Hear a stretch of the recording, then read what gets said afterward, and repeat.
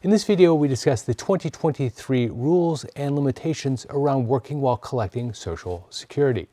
We'll spend a bit of time very quickly going over foundational information that you probably already know, so we won't spend a lot of time on it. I just want to make sure that you have the data, and then get right into the more important aspects of this topic.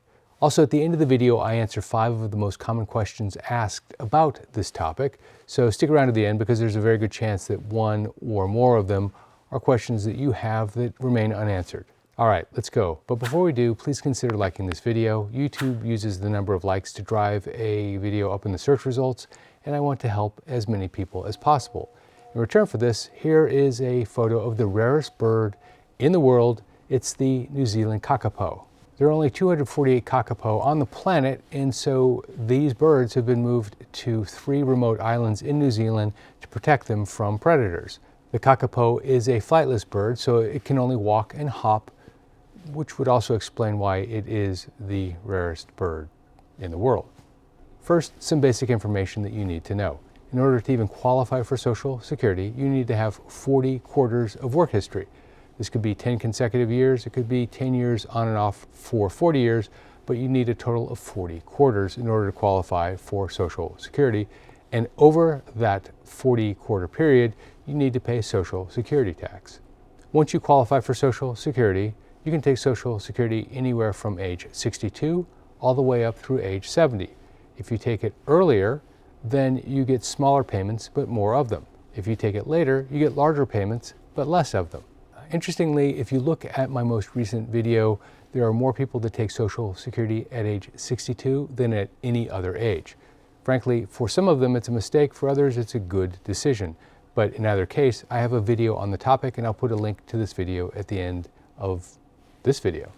Full retirement age is more than just a point in time where you can collect 100% of your Social Security benefits, although candidly that's what most people think about when they think about full retirement age. It's also a special designation that allows you to do certain things that you couldn't otherwise do with working while collecting Social Security. For example, if you are at full retirement age, you can earn as much as you want, and the SSA doesn't really have the option to take any of that back. Before that, and the reason you're watching this video, most of you anyway, is that they can take back a portion of their payment that they've given to you.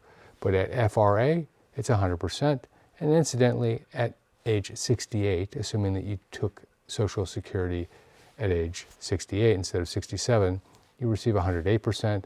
At age 69, it's 116%. And if you took Social Security at age 70, it's 124% of your full retirement age payment.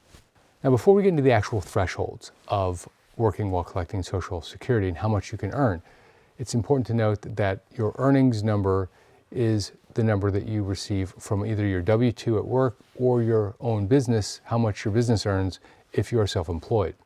There's some confusion around this point because the term income is used differently in different parts of Social Security. For example, the term provisional income, as it relates to how much tax you pay on your Social Security payment, includes things like taxable 401k distributions, taxable pension payments, etc. But to be crystal clear, earnings relates to income from your job or income from running your own business. That's all. Now into the detail. In 2023, you can earn $21,240 in a year and still receive your full Social Security benefit. Anything in excess of that, you have to give back $1 for every 2 you earn over that number. That is every year except for the year you reach full retirement age. So age 62, 63, 64, 65, and potentially 66 for many of you. By the way, in the Q&A, which is coming shortly, we'll discuss the question that always comes up on this point, and that is, if you were born later in the year and you've already earned $21,240, do you still get Social Security in the year that you file for Social Security? Because it's not really fair, for example, if you turned 62 in September and you earned more than $21,240, let's say significantly more, and you actually don't receive Social Security because of that, and your neighbor, who also turned 62 but did so in January, receives a full year of Social Security payment, yet you both retired in the same calendar year at age 62. Now let's assume that you decide to wait until full retirement age. In this case, let's say it's age 67. You turn 67 in September of that year. Once you turn 67, you can earn as much as you want. You can earn hundreds, thousands, millions of dollars a year, and the SSA still pays you your full Social Security benefit, whether you were taking it in the past or not. At that point in time, there is no provision where you have to return any of your earnings from Social Security. But in your full retirement age year, but not yet reaching full retirement age, the amount that you have to return back to the Social Security Administration changes. You have to give back $1 for every $3 in excess of the threshold. And the threshold also changes. It's $56,520. So it is a lot higher. Next, we'll cover the 5 most commonly asked questions. Question number 1, what happens if I earn more than the threshold before I file for Social Security?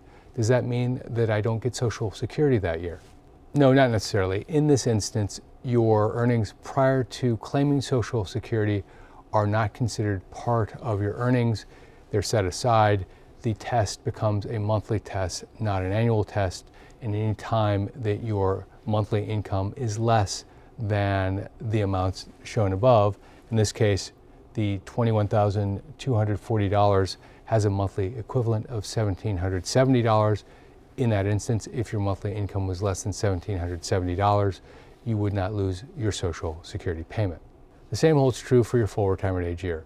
In your full retirement age year, as I said before, you can earn $56,520. That's $4,710 per month, as long as you file for Social Security and earn less than $4,710 per month. Anything you earned prior to filing doesn't apply to the amount you have to give back. The second question is, what happens if my spouse is still working and our combined income is over the threshold, but mine is not? Do I have to give back part or all of my Social Security payment? The answer is no. The test is an individual test. Your spouse can earn whatever the market will pay, and that won't affect your Social Security payment. The next question is, if my spouse is receiving a spousal benefit and I go over the threshold, does that affect his or her spousal benefit? The answer is probably yes. The reason is because the spousal benefit is a benefit based on your earnings, and if you've crossed that threshold, that means that the spousal benefit has crossed the threshold as well. The next question is, will the SSA automatically reduce my payment when I cross the earnings threshold? The answer is probably not. They don't have the technology, I don't believe, to actually do that. Many times you can still get the same effect by letting them know long in advance that you're going to be earning more, and so to prepare for it. But I would say that when you are receiving your Social Security benefit, if you've crossed that threshold, make sure you set aside the portion that you owe back to the SSA, because at some point, it may be years later, they will come and ask for the funds back. And anecdotally, I've heard horror stories on this channel in the comment section about people who have had to give back years of Social Security because the SSA didn't actually contact them into sometimes well past the point where they reached full retirement age. They were asking for a multi-year rebate. But, and this is very important, the SSA and the IRS do talk, and at some point they'll make the adjustment. So better to be safe than sorry, because at some point you'll get the email or the phone call asking for you to return some of the funds that you received. The next question, is it better to draw down my 401k and let my Social Security payment continue to grow, or take Social Security earlier and maintain the balance of my 401k? By the way, as an aside, I have an entire video on this question. I'll put a link at the end of this video and also in the description on this point. But this is an entirely personal decision, and it's a complicated one because it comes down to more than just money for a lot of retirees. If you're looking at a break-even analysis and you were assuming that you spent roughly the same amount before and after you took your Social Security payment, it was just the mix of Social Security versus your 401k, you could put together a pretty solid argument for delaying taking Social Security. But you have other factors. Do you delay because you want the survivor benefit to be higher in case something happens to you? Do you want to draw your funds now because you don't have a survivor to worry about and your health is not perfect, etc., etc.? So the question is a complicated one, but as I said, check out my video and a lot more information will be available for you on this topic. If you haven't done so already, please feel free to go to my website, holyschmidt.com/checklist, and download my free retirement ready checklist. That's my gift to you. It's absolutely free, and it is an extremely useful tool, and it's one page, so it's quite easy to use. As an aside, my next video, which will be out in a few days, is called the Countdown to Retirement Checklist, and it will give you a lot of things to think about and sequence as you approach retirement. It gives a lot of useful data that starts even 10 years out, all the way up until the day you walk out of the office or the factory for the last time. So make sure you hit subscribe and turn on notifications so that you get alerted when that video comes out, and others as well, because I publish once or twice a week. This is Jeff Schmidt. Thanks for watching.